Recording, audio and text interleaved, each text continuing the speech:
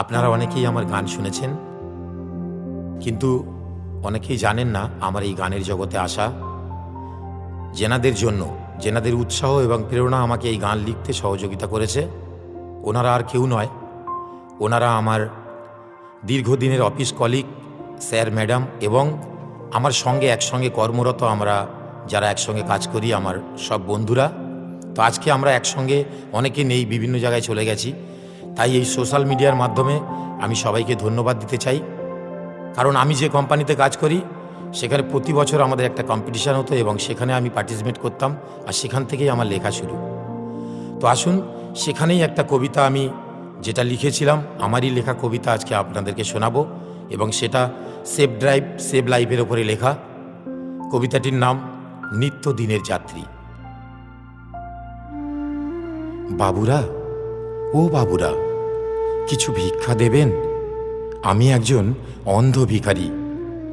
বাবুরা, ও বাবুরা, কিছু ভিক্ষা দেবেন? আমি একজন অন্ধ ভিখারি। আমিও যে ছিলাম বাবু নিত্যদিনের যাত্রী, ছোট্ট একটা ভুলের জন্য হলাম ভিখারি। আমি ছিলাম ড্রাইভার, সেদিন চালাচ্ছিলাম গাড়ি, হঠাৎ বাজলো মোবাইল ফোন। কি করি, অল্প কথা বলবো ভেবে মোবাইল ফোনটি নিলাম কানে। হঠাৎ জোরে ধাক্কা খেলাম, আর কিছুই নেই যে মনে। বাড়ির সবার কান্না শুনে ঘুম ভাঙল আমার। এদিক ওদিক চেয়ে দেখি শুধুই অন্ধকার।